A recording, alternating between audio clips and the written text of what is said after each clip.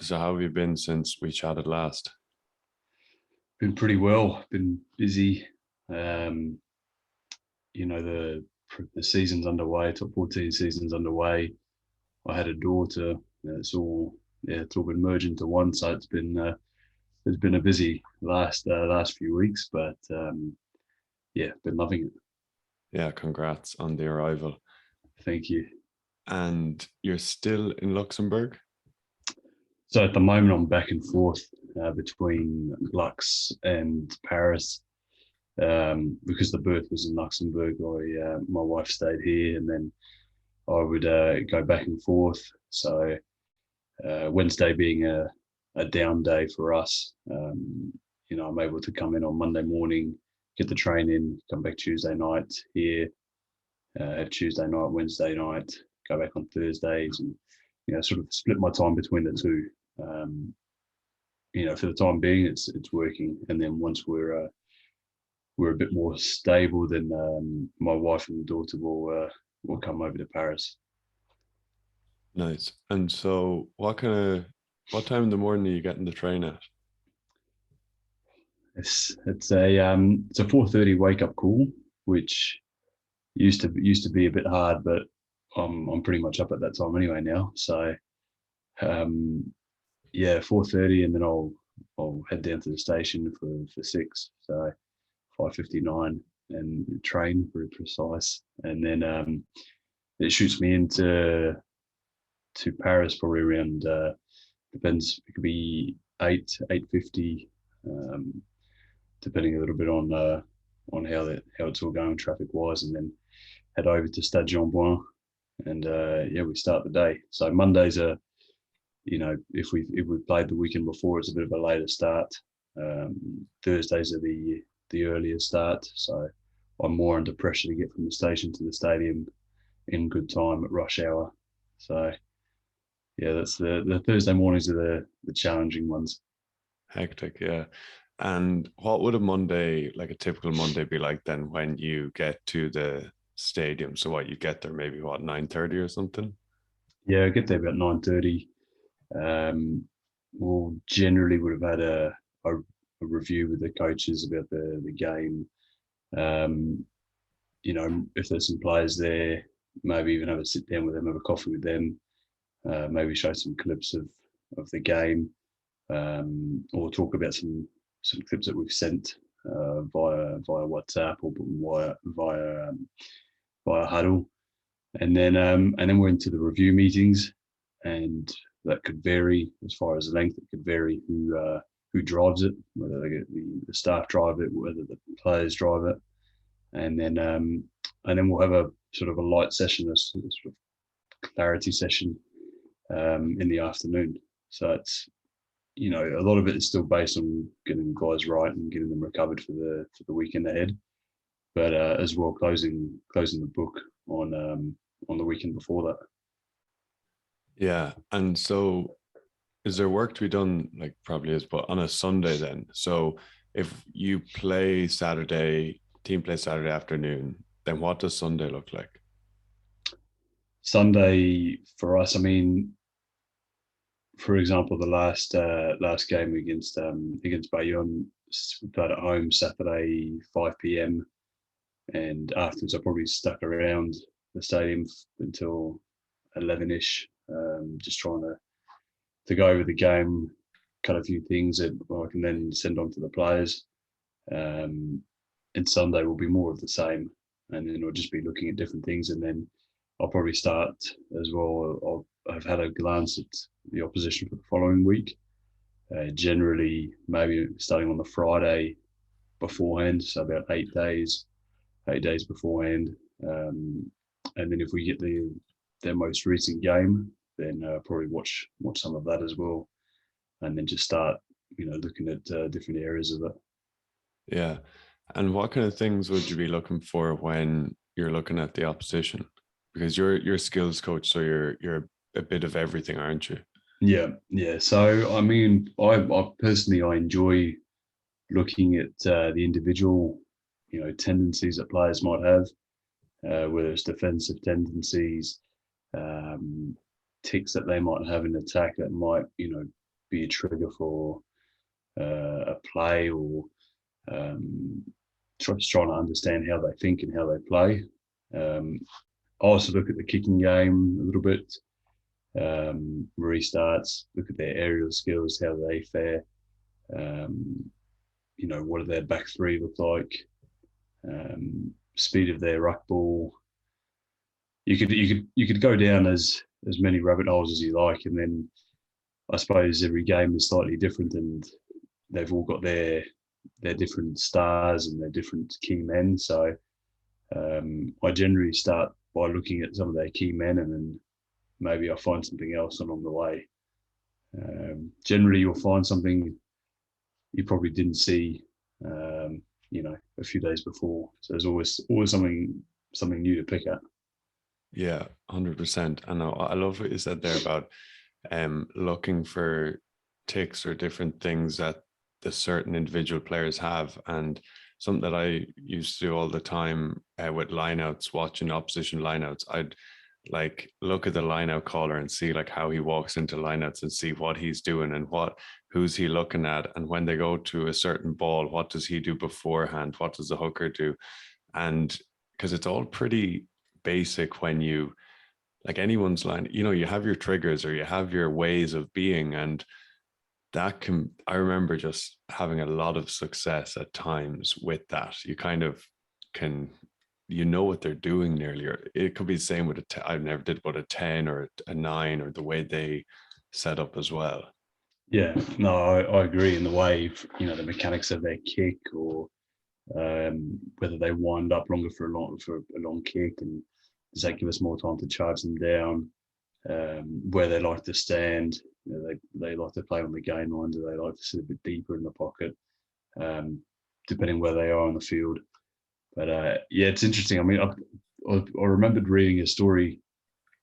You might correct me if I'm wrong. I think it might have been Agassi in Sampras, was it? And I think it was Agassi had seen that there was a tick that on every serve, Sampras would look a certain way or have a certain tick, which he knew would mean that he would serve in that particular area.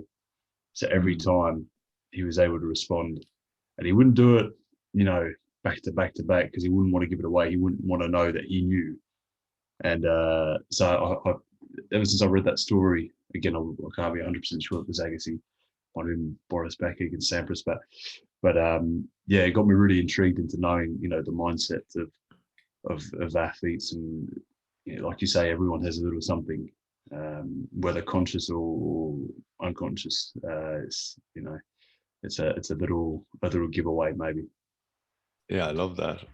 Yeah, I'm not sure, I haven't heard that one before, but yeah, and it's, I think as a player, you want to focus on yourself and get your stuff right. But when you can get like a little insight or something like that, like it can be massive, because you said their mindset, and you know, like you can get so under your opposite number's skin and like just take them out of the game if you can just have just something, like just do a little bit of prep. Like I suppose normal players, they do it themselves, pro players have you, but when you can get just something small like that, can be massive, have a massive knock-on effect. I think it's interesting that you say that the pro players have us. I think they probably get a lot out of it if they've found out something themselves. They they'll feel like they, either for them, their personal preparation, knowing something about their opposite man will give them that comfort and that satisfaction going into the game. But as well, maybe from a team dynamic, they think that they can, bring something to the team and bring something of value and contributing. And I think maybe it's up to us to say, have a look at this particular player. What does he do? What can you see? And then for them to sort of decipher what. I mean, again, it depends what kind of player you're working with, but I think a lot of the playmakers, they like to identify the space themselves. So they're guys who I heard that Finn Russell, for example, he's very big on doing his opposition analysis, and he'll sit down and have a good look at the opposition, what they do. And I think a lot of the playmakers, especially guys who like to attack the line, will want to have an understanding of what makes the opposition tick.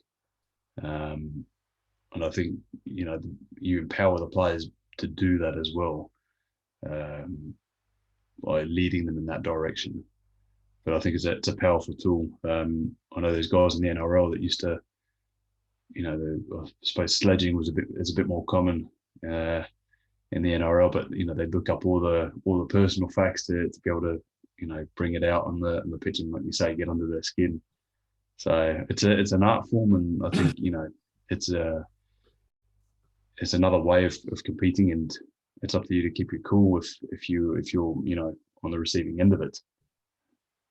Yeah, on that, definitely. Well, that's NRL Australians in general, I think. But Yeah, I'll possibly. yeah, I'll tell you a funny one.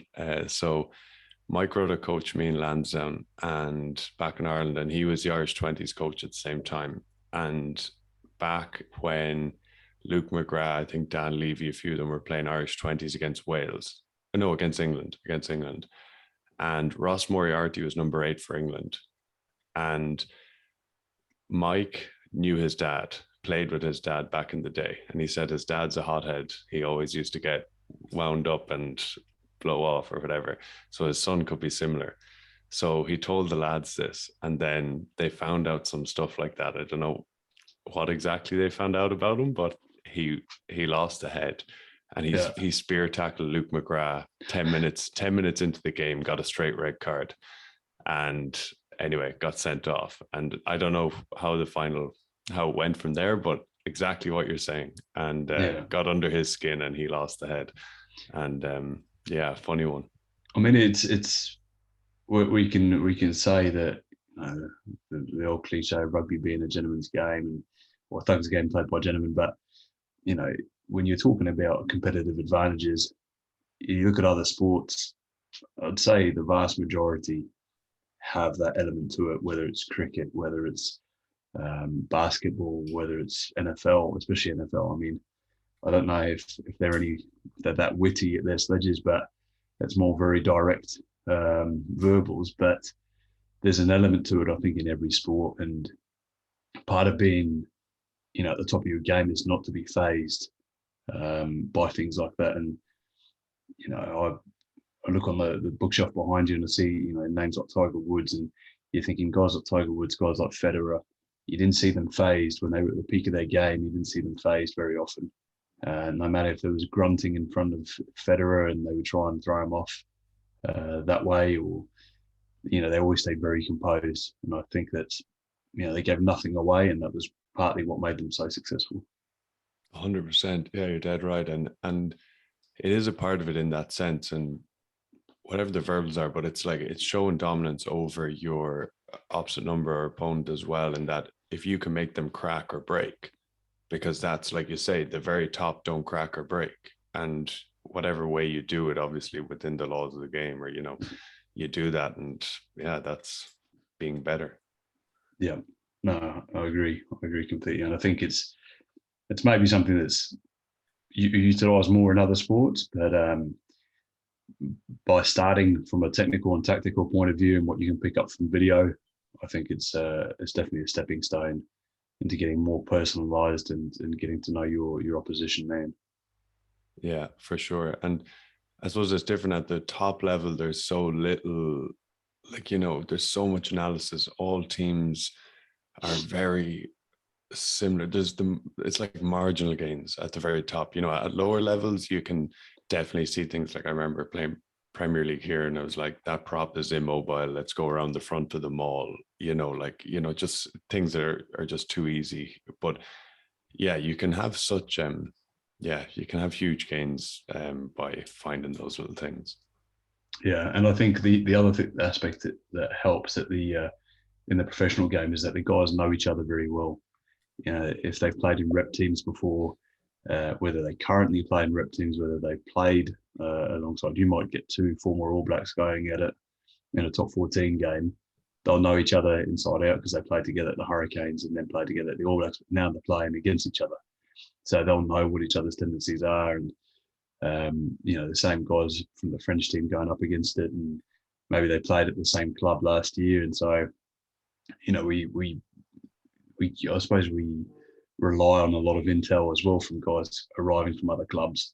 And the same thing when a guy leaves your club to go to another club, you can bet your bottom dollar that he'll be giving a few words of advice. Oh, his pass off his left is a bit weaker, or he doesn't like being put under pressure when he's exiting. So yeah, I think that's all part of it, and that's the nature of the professional game.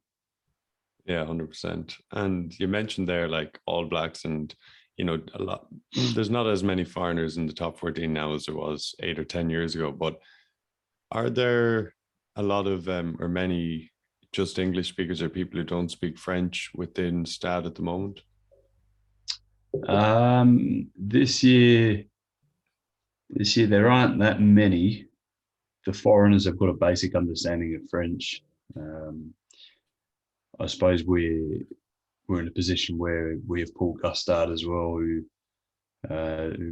does the defence, and he's just arrived, so he's learning French as well as he goes. But for the English speakers, I suppose it's good to have a native speaker. With Cobus Podgita, South African, we've got myself, and then Gonzalo Casada and Julian Arias, Lawrence Ampera, they all can speak English. So I suppose that helps in the sense that they don't feel too out of the loop, and it helps them, adjust to firstly the team and the lifestyle. And it's I can only imagine for some of those guys who come in, there's a period of adaptation when it's high pressure and you're getting screamed at in French. You need those basic understandings. But they have French lessons. The club offer French lessons as well. I believe every club in France help the foreigners get used to it by offering them French lessons, staff and players. Yeah. And so to have a basic understanding, would you find might be coaching like in a bit of both? Yeah. No, I do. I suppose having the luxury of speaking French, or being bilingual from a French mother and an Australian father, I can switch back and forth fairly quickly in what I have to say, whether it's in team meetings or whether it's on the pitch, without really thinking about it. Whereas when I was coaching in Spain, my I suppose the way I use my language is probably a bit simpler, a bit more to the point, because I didn't have the same vocabulary that I do in English or French. So, which is a positive and a negative, but I think being able to adjust to the players around you, the Fijian guys will probably feel a lot more comfortable if you explain something in English and in French. So, yeah, no, it's a big plus.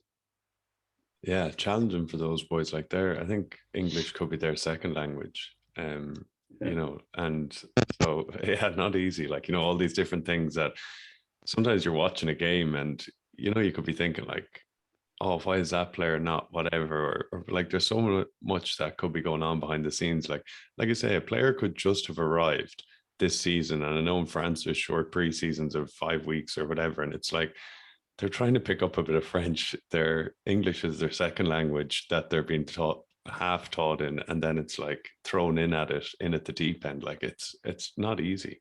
Yeah, and especially I think if if you go to Paris, a major city, one of the capitals of the world, so to speak. I mean, it's not. If you go to a smaller town, you could probably get by a little bit easier. But if you're, coming in from a smaller town, a smaller country, and yeah, you're dropped right into the center of Paris, and there's so much going on, and there really is that period of adaptation. And guys will have a certain reputation before they come. He's a gun. He'll kill it until 14. But then there's this perception that they can automatically just adjust and continue playing the way they were before. And I feel that, like you said, behind the scenes, there's a lot more going on. And if the player's not found his feet off the field, then it's going to be hard for them to be all right on it. And then you've got the pressure of the supporters, the media, who say, "Oh, well, this guy, he's a flop." And but I mean, he's been here 2-3 months, so it's sometimes that second season is the most important one, and the first season is just a period of adjustment, and you have to give them the benefit of the doubt that they'll come good at the second season when they've got an understanding of the language, the culture, their teammates. Because even moving from a different team, you even if it's in the same language in the same country, there's always that period of adaptation. 100%. Yeah. And do the club help in any way with players with dealing with, I don't know what the French media is like, but dealing with that kind of side of things? I mean, the club are supportive of all the players that come through, whether they're international or French players. And I think I suppose there's more of an emphasis on, you know, player welfare and mental health as well these days as well. And so I think that's important. And if you can create an environment where the players feel safe, discussing things like that, then each club is different. I can only speak for the club that I'm at, but I think we do a good job of doing that and being approachable. And obviously, as players come in, you still need to build those relationships as well, and bit by bit, I suppose guys feel more comfortable as well. So um, I think a lot more clubs are trying to help in that sense, though, especially Pro D2, Federal One, where they do have foreign players and they may not have the infrastructures and the resources all the time. But I know there's more of an emphasis being placed on that. Yeah. And yeah, because it's very new, I suppose, talking about media there, but like with social media as well, like, every clown can say something or, and like players will see things. And like you say, like a player can be called a flop after 2 months and they barely have unpacked their suitcase, and like there's so many challenges there now on that side of things that can really affect a player. And if a player's not as, I suppose, not strong-willed is probably the wrong word, but just, I don't know, not as comfortable with that, they might read into these things, maybe a 22-year-old, 23-year-old kid or someone who's young. Mm. And then, they start seeing these things and whatever, it could get you down pretty easily, pretty quickly. Yeah, it's an interesting one because I find that for the younger guys, their dependency of social media can also help them in a positive way. Um, I know that some of them, that even though they might get a few negative comments, some of them will focus on the positive, and that will give them that extra bit of confidence that they need. Um, it's very hard because everyone just, I suppose, deals with it in a different way, and you might be tempted just to look at the negative comment and focus on the negative comment. But I feel that maybe with the younger generations, since they've had access to it for a longer period of time, they may be more at ease and just shrug it off. It's social media. It is what it is. I'll focus on the positives. And I wonder whether the mindset um, is changing in that regard. And, those maybe in their mid to late 20s did struggle more looking at the negative comments and reading the negative comments and focusing.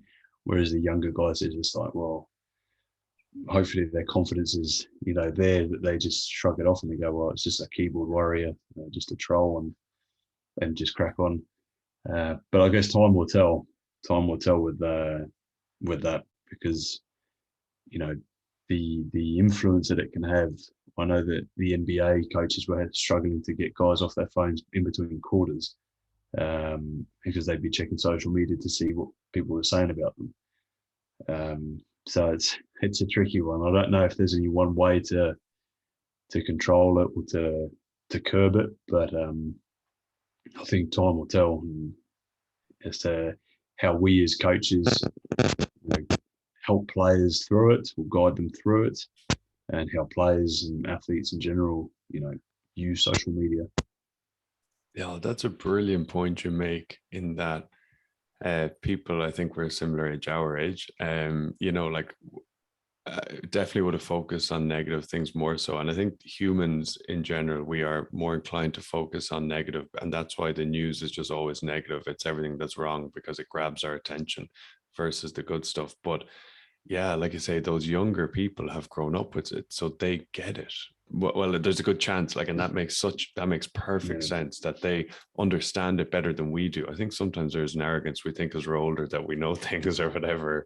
yeah, I don't know, but that's yeah, a great point. And on that, the NBA, I remember even like that was it last season, seeing a player after the warm up coming in before they put their jersey on, taking their phone out.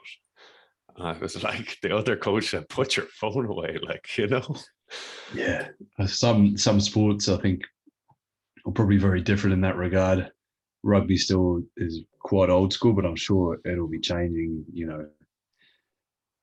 I don't know, maybe 10, 15 years, who knows where it'll be at. But I think the NBA, smaller squads, I've never worked with in basketball, so I can't judge or I can't tell. But it must be an interesting dynamic to work with. It's something that I've always wanted to try and have a conversation with a NBA coach, because playing 82 games in the season, then the playoffs, it's a lot of game time. It's a lot of time on the road together.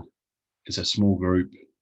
How do you keep those guys, especially like we talk about the younger guys as well, who've grown up with this dependency on social media, regardless of the good or bad comments that they get.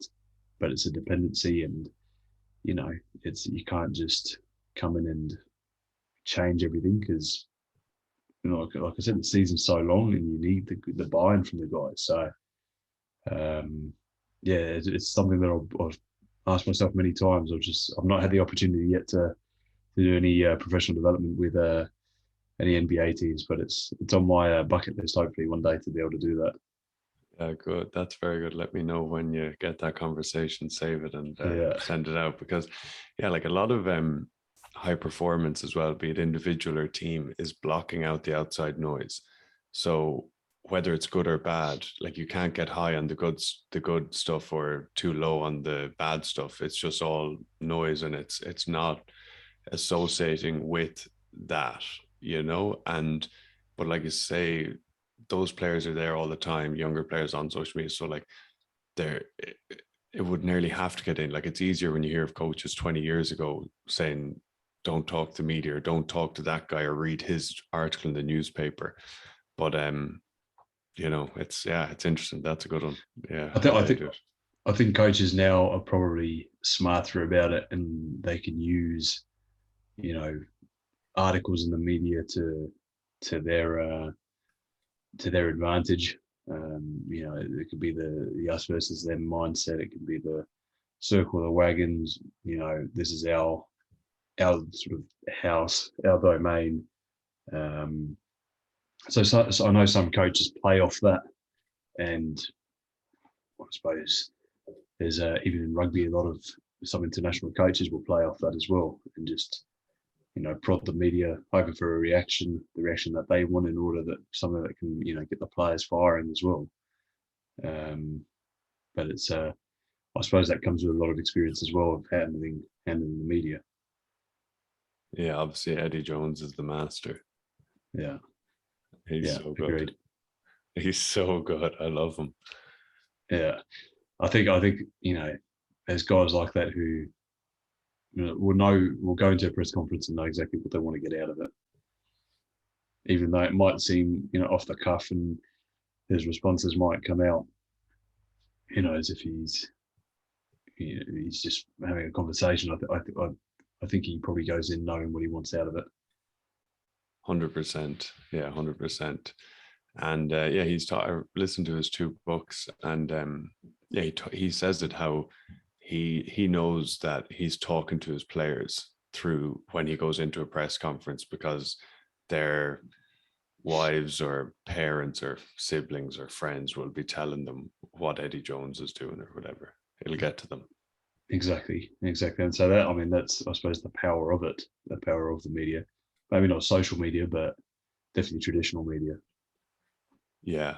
And going back to, you mentioned there being in Spain, chat to me a little bit about how, just leaving Australia, how you got to Spain and then how you started coaching. So I went to Spain when I was 19 in during my gap year. So in 2007, I was there for 3 months and ended up playing a sevens tournament, just a friendly sevens tournament, and I got asked if I wanted to stick around the following season to play in the Spanish league with Alcobendas Rugby, and so my 3 months ended up becoming 8 years, and I did my ACL and meniscus as well, pretty much that 6 months after that sevens tournament, and that took me out of the game for about 10 months, and wanting to stay involved because I'd arrived in Madrid by myself, 19, not speaking the language. Um, Rugby was where I had, I suppose, my big social circle as well, and so I wanted to stay involved with the club and help out where I could, even though I wasn't able to play and train. So I suppose that's where I started coaching in unofficial capacity and giving what I thought was probably good advice. Who knows, looking back, if it was, but yeah, I suppose that was the start of it. And then later on, I became a player coach, which we spoke about, which is a difficult role to fulfill, and something I would struggle to do again.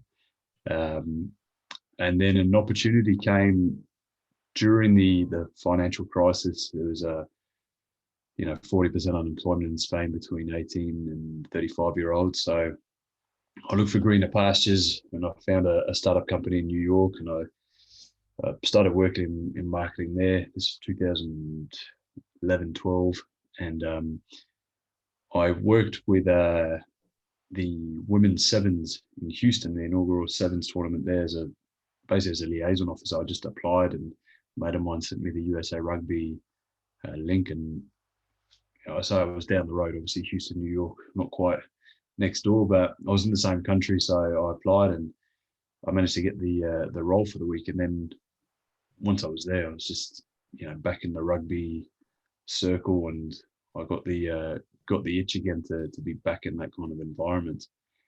And so from there, I stayed in touch with Steve Lancaster, who's the high performance manager at the Crusaders, and who just arrived as high performance manager at Rugby Canada.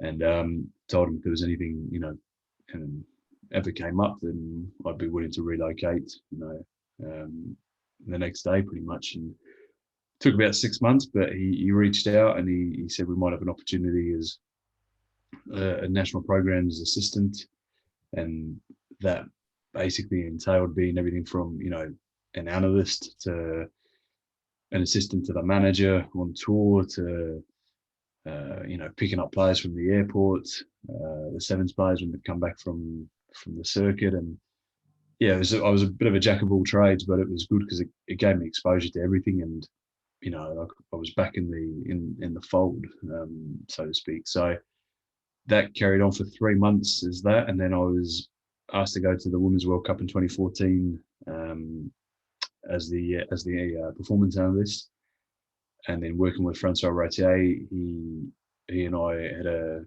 good relationship, and he knew I was keen on coaching, so the skills coaching part sort of developed there, and I would do some stuff with some of the players, and I ended up on the men's tour with him, the America's Rugby Championship tour in 2016, followed by the Women's World Cup in 2017 in Ireland. So yeah, it was again something that, a bit like Spain, I was meant to be there for 3 months and ended up being there for a few years. So I suppose it's again both reasons why were rugby, and I think rugby's got the possibility of opening doors for you anywhere in the world, as you can probably attest to.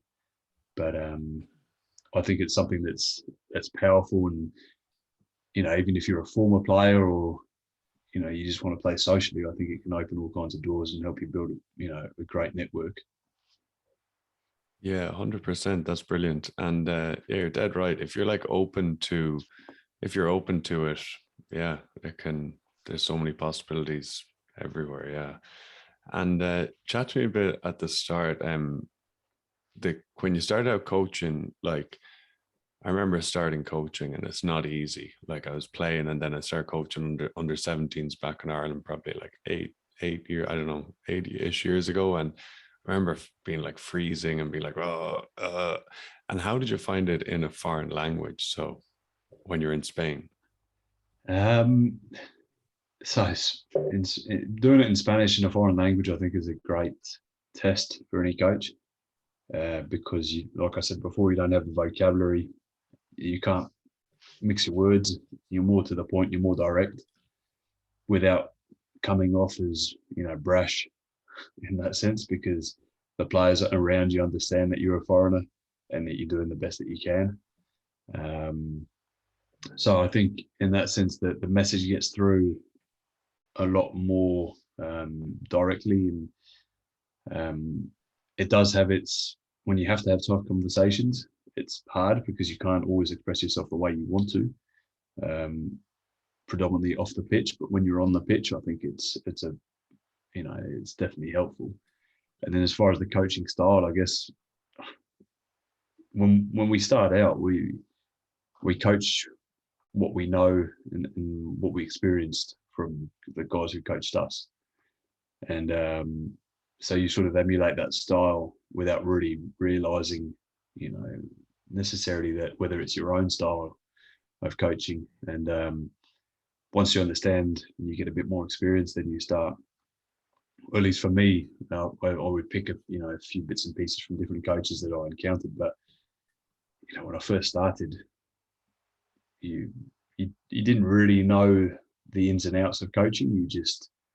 You went with the flow, and if you saw something, or I guess I still saw it more of as a player, through a player's eyes, and how I could help the players on my team, as opposed to looking at the bigger picture. I suppose I was more focused on the details, and the technical and tactical, rather than the man and management, and um, the relationship side of it, which, like I said, comes later on, and you realize the importance of it. But at the start, it's just purely technical and tactical, and just trying to help the guys around you. yeah. And were you like learning phrases, or would you think of your session plan and then like find out what those phrases are, how you will coach that and get your vocabulary right? Honestly, at that time, mate, I probably didn't.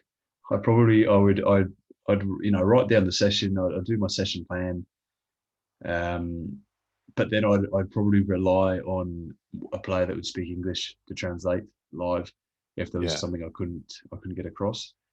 Um, I don't think my preparation at the time was so much focused on how I delivered the message compared to what I wanted to deliver. Um, and that we know makes a massive difference how you deliver it. But I think, yeah, my focus was all on the what can we get out of the session, and how can I help the guys around me improve. But how I delivered the message probably wasn't my priority in retrospect. Yeah. But it's a good idea, and I know that, for example, now looking at Paul Gustard, he'll ask me, how do you say this before the session starts, and I see I suppose the attention to detail that he brings to every session, and you understand, why he's had the career he's had as well.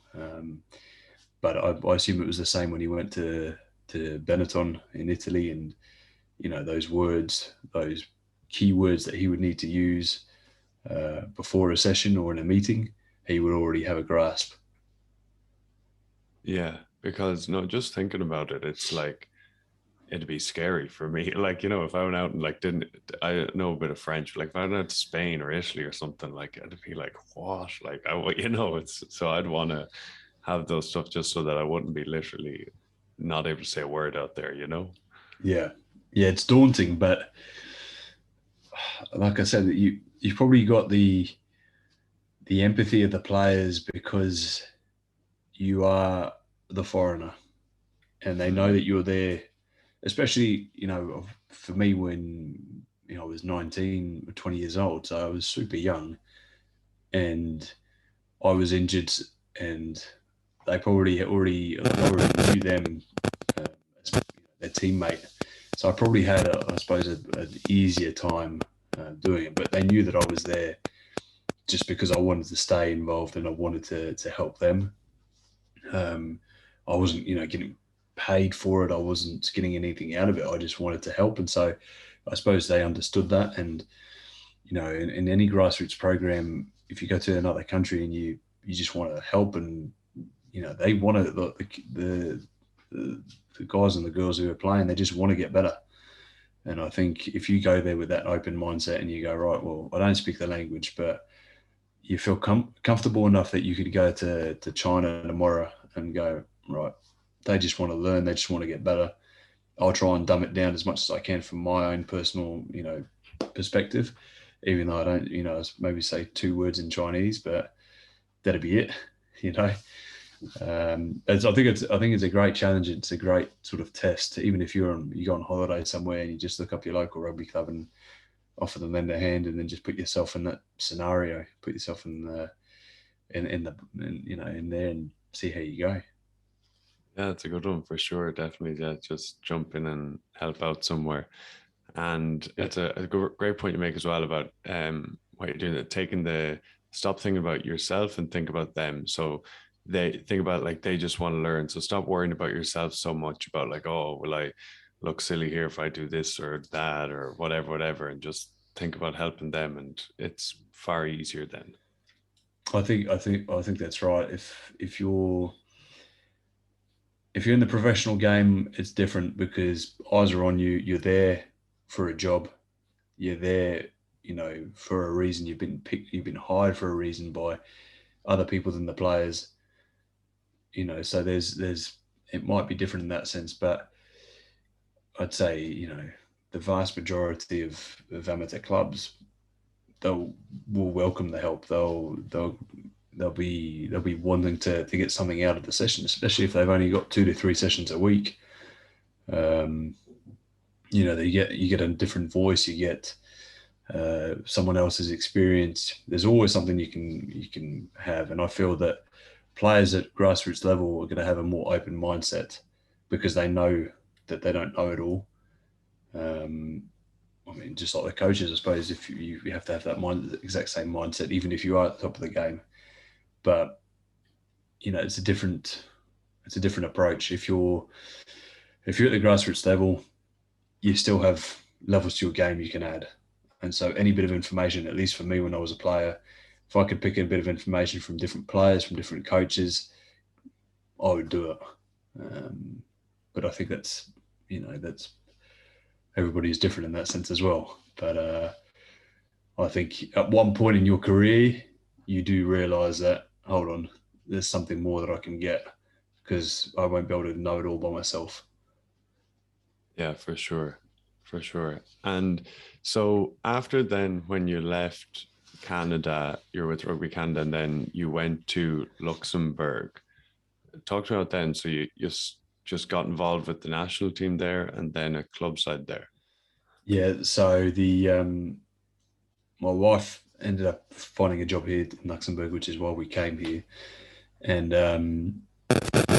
I'd been in touch. I dropped a message to basically all the rugby clubs and unions in the area because I knew that I was finishing up at Rugby Canada because Francois Rotier was moving on from his role and there'd be a new staff coming in. And so, yeah, basically, as soon as I arrived, I had a coffee with the head coach,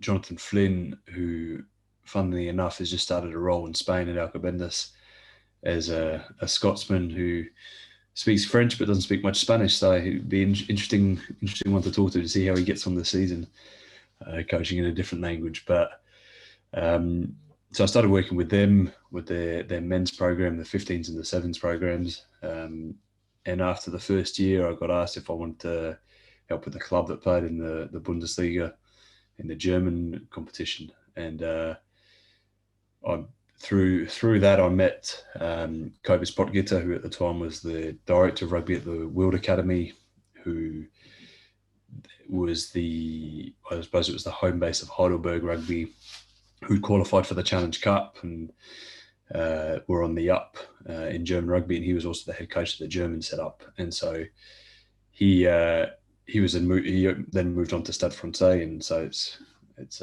come full circle in that sense. But yeah, it was a very different, I suppose, a very different setup to Rugby Canada over here, and it took me a while to adjust.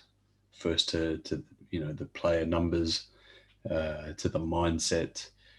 Canadians, as you know, are very patriotic people. They're you know they'll do anything to represent their country, and so you've also got the numbers there. Whereas, well, and not to mention the sort of the aesthetic and the sporting backgrounds that they have, much like the US. But over here, where sports was probably not viewed in the same light and of the same importance.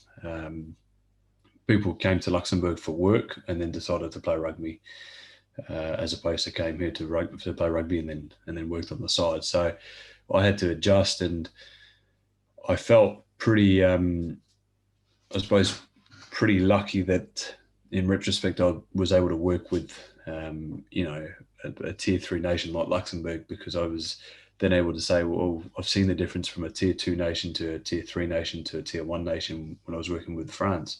So I know what it's like to have the infrastructure, but I also know what it's like not to have, you know, 10 tackle shields and only have two tackle shields at training, but you've got 40 people there. Yeah. So it's all part of the development that you get as a coach, and having to think on your feet, and you never know who's going to turn up to training. The weather plays an effect on who turns up to training. Maybe there's a football match on at night, and so that affects the numbers at training. So I learned a lot, and honestly, it was a great experience, because I got to see some countries that I probably wouldn't have seen otherwise. We played against the likes of Ukraine, Denmark, played a Rugby Europe Sevens tournament in Bosnia. It was awesome. It was awesome. I mean, there was some challenges, obviously, but I suppose the highlight was when we beat Sweden in Sweden.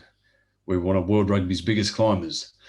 And so it was it was on their website. They sort of had, I think it was probably, I think it might have even been Ireland, one of the biggest climbers at that time, and then underneath you had Luxembourg, and you're there going, right, well, you know what, it's something. It's something. So no, I look back at it with fond memories, and then I think at the same time it also really inspired me to want to get back into the professional setup and get back into what I suppose, what I've been working with Canada in that sense, and that led me on to my role with France and now with Stad.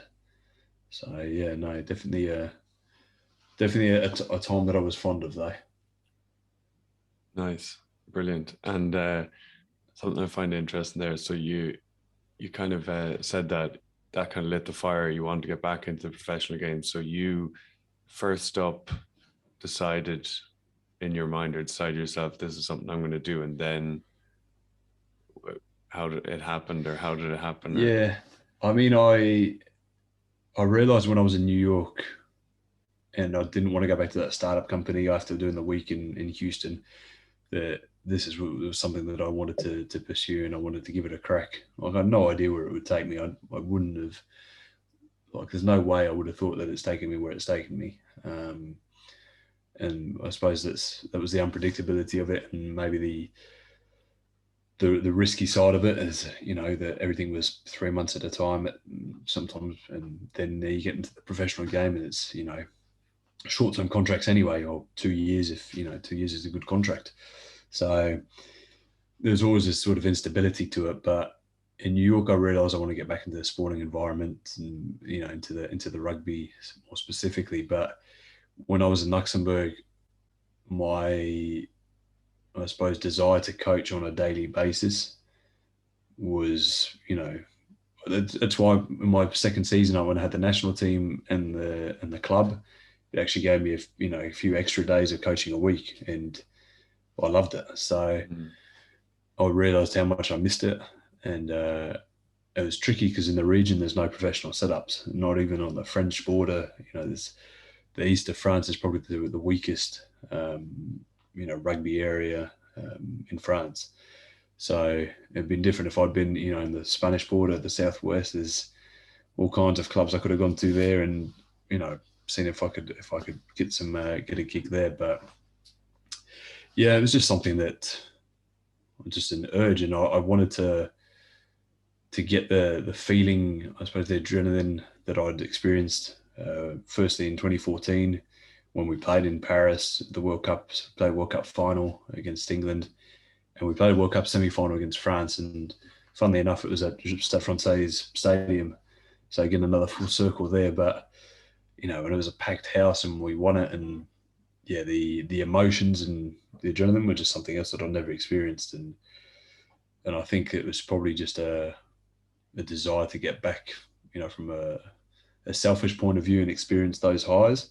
But then at the same time, just having that daily, connection with the players, and feeling like you've accomplished something by helping them, achieve a goal, whether it's to go on and play for a higher team, or just for them to get better week to week and improve on their performances. So it was a bit of a mix of both, really, but something that was hard to replicate on a full time basis in Luxembourg. Yeah. And so you got involved with France first of all, didn't you? Yeah, Before Stad. yeah. Oh, so Stad, I was helping out with the under 18s at Stad, but pretty much on a voluntary basis. I'd go in a couple of days a week, get on the train like I do now, um, and one of the coaches there, he actually worked within the FFR and told me there might be a vacancy as a performance analyst with the under 20s. And even though for me it wasn't, a coaching role, it was still a foot, you know, back into the professional game, working with some, guys who are playing top 14 already, being able to learn from, some top coaches, and just being back in that environment, so in that high performance environment. So yeah, I applied for that, and I ended up with the under 20s for a couple of seasons, a couple of Six Nations campaigns, and then that led me on to doing the summer tour with the senior men's team to face the Wallabies in summer of 2021. And yeah, again, I wouldn't have been able to imagine that, working in Luxembourg 18 months ago with the national team, and then suddenly you're touring with the senior French team to play in the Wallabies in 3 tests. So it's just funny how rugby can open those doors, and if you've got the mindset and open mindset, just wanting to learn. And I think rugby still has that place where it's not as mainstream as football is, and so we've kept that, I don't want to say amateur attitude, but I suppose the rugby circles are smaller than football, and that can work in your favour because players will know how you work, or other coaches will know how you work, and that helps build confidence and build rapport with other teams. And I think that's definitely a benefit that rugby has. And granted, in 20 or 30 years that might change. We might get to the same level as football, but for the time being, I think there's still that element of, oh, he's a good guy, so let's give him a crack. And I think we're very much based on character in rugby, mainly character first, and even at the top end, there's still a lot of it is based on your character. Whereas I know other sports, if you look at an NFL combine, the combine doesn't tell you much about character. It tells you more about the physical traits. But I think rugby still maintain that element of amateurism, where we judge people that are in it on how they are as people first. 100%. And yeah, it is so important, person's character. And yeah, I get you with that kind of amateur ethos. And yeah, 100%. And fair play with that. Like you said about a mindset of being open minded, but it's actually hearing it like what you did had an ambition of where you wanted to go and worked very hard. Like there's a direct line between getting on a train for 2 or 3 hours to volunteer with Stade Francais Academy, give up your time to then going on a tour with the French national team. And it's like, no, hats off. I just, I hear of different people doing, wanting different things, but not willing to put in work. It's like, oh, I want to get here and like someone pay me now or someone, just with many different things, and it's Yeah, just got to go and do it. especially in coaching. Like we all coach for a long time, like for free. So, and why do you want? The biggest question is why do you do it then? And it's because you enjoy it. You get something out of it. So, if it's by helping the kids that you coach or the seniors that you coach, the men, the women, it you know, there's something about it that you enjoy. So for me, sitting on a train, getting a train off my own dime every twice a week when I knew I wasn't getting paid for it, but it still meant that I was able to be in that mold in the be around guys who were better coaches than myself and being able to learn from them and just being able to try and help out where I could. Then I think like you say, it does pay off, but it's yeah, I suppose the mindset is above all the key to it. I think from my perspective anyway. I think that's what's opened the doors. Yeah, for sure. And that you love doing it as well. That's why we all start out and that's why you just love doing it. Yeah. And it Yeah, goes from there. Yeah. 100%, 100%. Well, hey, James, thanks a mil for your time. Been unreal chatting second time round. Pleasure, And Ryan. appreciate it. No worries. Thanks for having me on for a second time. Cheers.